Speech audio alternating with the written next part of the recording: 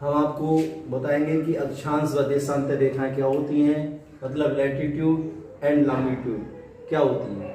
इसमें देखिए पृथ्वी के केंद्र से विषुवत रेखा को आधार मानकर मापी गई कोणीय दूरी को अक्षांश कहते हैं। इस चित्र के माध्यम से देखिए, ये पूरी पृथ्वी है। पृथ्वी को बीच से हमने काटा, तो बीच से काटने पर एक रेखा सीधी यहाँ पर खींची गई और एक रेखा ये वाली खींची गई। तो यहाँ पर जिस बिंदु पे काट रही है, इसका केंद्र बिंदु है। ये क्या है? इसका पृथ्वी का केंद्र है। तो यहाँ से परिधि पर, यानी कि ये वाली परिधि है, ये जो परिधि है काट दिया तो इसकी परिधि है, ये बीचों बीच की परिधि है।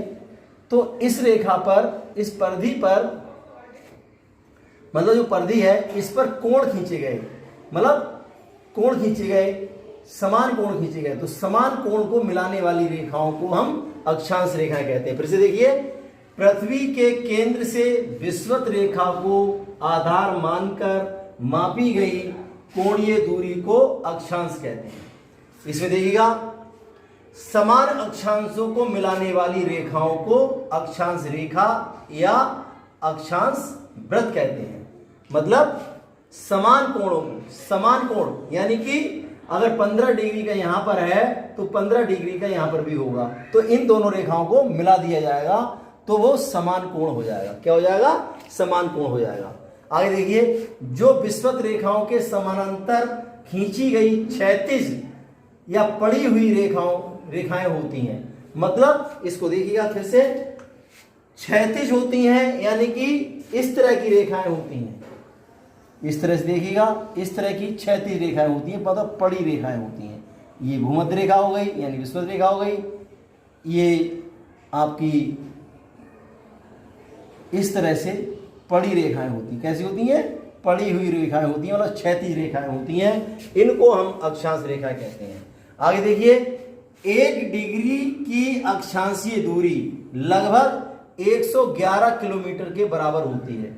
मतलब यहां से यहां की दूरी, एक अक्षांश मतलब हर डिग्री, मतलब 1 डिग्री पर एक अक्षांश हो जाता है। मतलब 0 डिग्री है, ये देखिए ये 0 डिग्री है यहां पर, और यहां पर मान लीजिए 1 डिग्री है, तो ये एक अक्षांश हो गया। क्या हो गया? तो इसके बीच की जो दूरी है, मतलब ये जो दूरी हुई इनके दो के बीच की, तो ये लगभग 111 किलोमीटर होती है। कितनी होती है? 111 किलोमीटर के बराबर होती है। विषुवत रेखा की लंबाई, मतलब विषुवत रेखा पर ये दूरी कितनी होती है? जो ये विषुवत रेखा अगर ऐसा इधर और इधर जाएंगे तो ये दूरी जो होती है 111, वो 110.6 किलोमीटर होती है। 110.6 किलोमीटर की दूरी होती है। और ध्रुवों पर जैसे जैसे ध्रुवों की तरफ जाएंगे तो इसकी दूरी जो है 111.7 किलोमीटर की होती है। 111.7 किलोमीटर की दूरी होती है।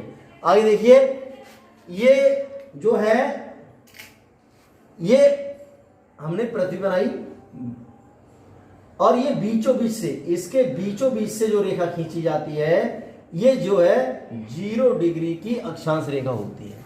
0 डिग्री की कौन सी रेखा होती है? अक्षांश रेखा होती है। इसको हम भूमध्य रेखा, विषुवत रेखा या इक्वेटर लाइन के नाम से जानते हैं। इक्वेटर लाइन के नाम से जानते हैं। ये जो रेखा है या वृत्त है, ये सभी अक्षांश रेखाओं से, सभी लैटिट्यूड लाइन से बड़ा है। जो सर्किल, ये वाला जो सर्किल होता है पृथ्वी के चारों ओर, ये जो बीचों बीच में जो सर्किल होता है, ये जो है सबसे बड़ा सर्किल होता है। यानी कि हम इसको कह सकते हैं कि 0 डिग्री अक्षांश वृत्त पृथ्वी पर सबसे बड़ा वृत्त है, सबसे बड़ी रेखा होती है, लेकिन डिग्री छोटा होता है। अब ये रेखा पृथ्वी को दो समान भागों में बांटती है। जो भूमध्य रेखा इक्वेटर लाइन है, ये पृथ्वी को 2 बराबर भागों में बांटती है। ऊपर वाले भाग को हम उत्तरी गोलार्ध कहते हैं। क्या कहते हैं? उत्तरी गोलार्ध कहते हैं, यानी कि नॉर्दर्न हेमिस्फीयर कहते हैं। नॉर्दर्न हेमिस्फीयर कहते हैं। और नीचे वाले भाग को दक्षिणी गोलार्ध कहते हैं, साउथर्न हेमिस्फीयर कहते हैं। तो 0 डिग्री से 90 डिग्री नॉर्थ तक, नॉर्थ लैटिट्यूड तक उत्तरी गोलार्ध यानी कि नॉर्थर्न हेमिस्फीयर कहलाता है, और 0 डिग्री से 90 डिग्री साउथ लैटिट्यूड तक दक्षिणी गोलार्ध कहता है, साउथर्न हेमिस्फीयर कहते हैं। इसमें एक रेखा खींचती जाती है, ये इस तरह से एक रेखा खींची जाती है, 23.5 डिग्री की रेखा जो होती है, ये 23.5 डिग्री यानी कि 23.5 डिग्री, इसको हम कर्क रेखा कहते हैं। क्या कहते हैं इसको? कर्क रेखा कहते हैं।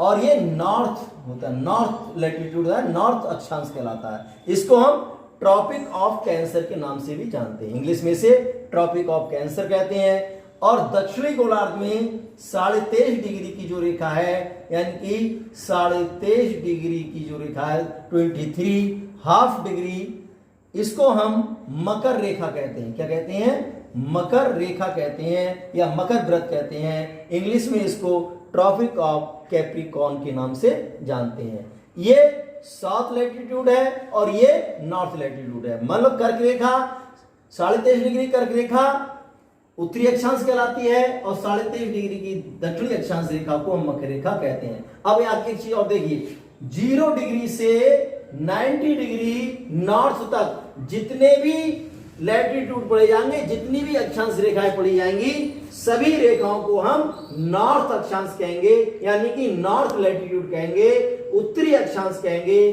0 डिग्री से लेकर 90 डिग्री तक साउथ तक सभी जो रेखाएं या वृत्त खींचे जाएंगे वो साउथ लैटिट्यूड कहलाएंगे, मतलब दक्षिणी अक्षांश कहलाएंगे।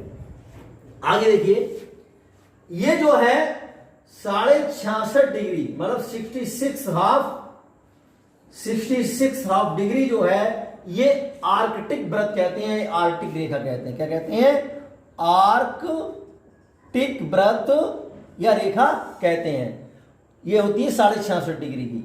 दूसरा, अगर हम नीचे साउथर्न हेमिस्फीयर में देखेंगे तो 66.5 डिग्री की जो व्रत है, इसको अंटार्कटिक व्रत कहते हैं, रेखा कहते हैं। अब इसको देखिएगा कि किस तरह से इसको कितने कितने कैसे कैसे कटबंधियों में हमने इसको बांटा है। देखिए, 0 डिग्री रेखा यानी कि विषुवत रेखा, भूमध्य रेखा, 23.5 डिग्री की कर्क रेखा और 23.5 डिग्री की मकर रेखा। ये जो रेखा के बारे में आप परिचित है, मैंने बता दिया। तो ये वाला जो क्षेत्र है जो आप देख रहे हैं, यहां पर सूर्य लंबवत पड़ता है, सूर्य किरणें लगभग लंबवत पड़ती हैं, और ये 21 मार्च और 23 सितंबर को सूर्य यहां पर लंबवत चमकता है, ये विषुवत रेखा पर, भूमध्य रेखा पर। तो 23.5 डिग्री ये जो क्षेत्र है, इसको हम उष्ण कटिबंध के नाम से जानते हैं। क्या कहते हैं इसको?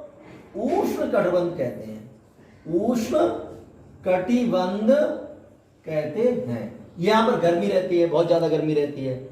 आगे यहां देखिए, यहां से लेकर 66.5 डिग्री के क्षेत्र को, यानी नॉर्थ, इसको आर्कटिक व्रत जो बताया था, और यहां पर अंटार्कटिक व्रत बताया था। ये वाला जो क्षेत्र है, ये जो आप क्षेत्र देख रहे हैं, ये वाला जो क्षेत्र देख रहे हैं, इसको हम शीतोष्ण कटिबंध कहते हैं। क्या कहते हैं इसको?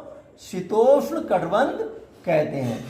ऊपर वाला उत्तरी शीतोष्ण कटिबंध है, ऊपर वाला उत्तरी शीतोष्ण कटिबंध कहलाएगा, और दक्षिणी गोलार्ध में दक्षिणी शीतोष्ण कटिबंध कहलाएगा। आगे देखिए, अब ये वाला जो है, यहां पर सूर्य किरणें पूरे वर्ष तिरछी पड़ती हैं।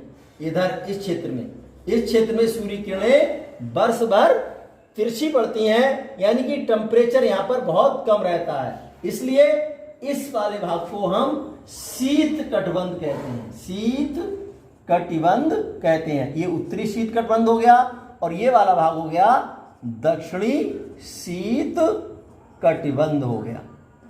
ठीक है, आगे देखिए, विषुवत रेखा से ध्रुवों की ओर जाने पर, विषुवत रेखा से ध्रुवों की ओर जाने पर अक्षांश रेखाओं का आकार या वृत्त घटता जाता है। मतलब जैसे जैसे हम उत्तरी नॉर्थ पोल की तरफ जाएंगे या साउथ पोल की तरफ जाएंगे, यानी कि नॉर्थ पोल की तरफ जाएंगे और साउथ पोल की तरफ जाएंगे, तो इनके जो वृत्त हैं, ये जो रेखाएं हैं, ये छोटी होती चली जाती। क्या हो जाती हैं? छोटी होती चली जाती हैं। आगे देखिए, दक्षिण ध्रुव व उत्तरी ध्रुव व दक्षिण ध्रुव पर बिंदु में परिवर्तित हो जाती हैं। मतलब 90 डिग्री नॉर्थ और 90 डिग्री साउथ, मतलब नॉर्थ पोल और साउथ पोल पर ये अक्षांश रेखाएं वृत्त नहीं होती, रेखाएं नहीं होती, बल्कि एक बिंदु के समान होती हैं। ठीक है, आगे देखिए, दो अक्षांशों के बीच की दूरी, दो अक्षांशों के बीच की दूरी को कटबंध जोन कहते हैं। दो अक्षांशों के बीच की दूरी को कटबंध यानी जोन कहते हैं। विषुवत रेखा पर दिन रात बराबर होते हैं और शीत ऋतु का यहां पर अभाव पाया जाता है। ये जो क्षेत्र है मैंने बताया था उस कटबंध वाला, यहां पर शीत ऋतु का अभाव पाया जाता है, शीत ऋतु नहीं होती है। और इस विषुवत रेखा पर, विषुवतीय प्रदेश में यहां पर जो है दोपहर तक मौसम खुला रहता है और दोपहर के बाद रोज बरसात होती है, रोज बरसात होती है। इस वाले क्षेत्र में बहुत ज्यादा बरसात होती है। आगे देखिए, अब इनकी बात करते हैं, इनकी रेखाओं की संख्या की, रेखाओं की संख्या की। अब देखिए,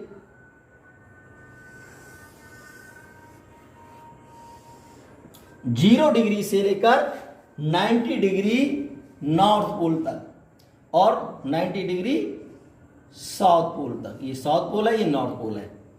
तो यहां से यहां तक इनकी जो संख्या होती है, अगर हर डिग्री पर एक रेखा खींची जाए, हर डिग्री पर एक रेखा खींची जाए, तो यहां से लेकर यहां तक 90 रेखाएं होती हैं। कितनी होंगी? 90 रेखाएं होंगी। और 0 डिग्री से लेकर साउथ पोल तक ये 90 हो जाएंगी। तो 90 और 90 कितनी हो गई? 180 डिग्री हो गई। अगर हम प्लस इसमें 1 कर देते हैं तो इनकी संख्या 181 हो जाती है। क्या हो जाती है? 181 हो जाती है। अगर इन बिंदुओं को रेखा मानना माने, अगर ये बिंदु है, नॉर्थ पोल और साउथ पोल बिंदु है, इनको रेखा या वृत्त नहीं कहा गया है। अगर इनको नहीं मानते हैं, इनको और इसको नहीं मानते हैं, तो इनकी जो संख्या होती है कितनी हो जाएगी? तो इनकी संख्या देखिए कितनी हो जाएगी। अगर इसमें से अगर हम 2 घटा देते हैं, नॉर्थ पोल और साउथ पोल लाइन को घटा देते हैं, तो 181 माइनस 2 इज इक्वल टू 179। तो इनकी संख्या कितनी हो जाएगी? 179 हो जाएगी। क्या हो जाएगी? 179 हो जाएगी। ये जो 1 हमने प्लस किया है यहां पर, ये 1 0 डिग्री का प्लस किया है, क्योंकि 0 डिग्री भी रेखा है, इसलिए इसको अगर आपके पेपर में ऑप्शन आता है 181 181 आता है, तो आपका आंसर ये सही होगा। अगर आपके ऑप्शन में किसी ऑप्शन में 181 नहीं है और 179 है, तो आपका आंसर ये सही होगा। और ये दोनों आंसर नहीं है और 180 अगर आंसर दिया है तो 180 हो जाएगा। लेकिन सबसे ज्यादा संभावना इस वाले आंसर की रहती है कि 171 ही सबसे दुरुस्त संख्या होती है। अगर ये ऑप्शन आपको नहीं मिलता है तो आपका आंसर ई होगा। ठीक है, तो इस तरह से आज हमने अक्षांश रेखाओं के बारे में जाना। और इसके बाद हम जो अगली वीडियो होगी वो देशांतर रेखाओं की डालेंगे। इसमें एक चीज और बताना चाहूंगा कि अक्षांश रेखाएं ताप कटबंध का निर्धारण करती हैं। अक्षांश रेखाएं किसका निर्धारण करती हैं? ताप कटबंध का, मतलब ताप कटबंध बनाती है, ताप जोन बनाती है। आज तक के लिए इतना ही। Thank you.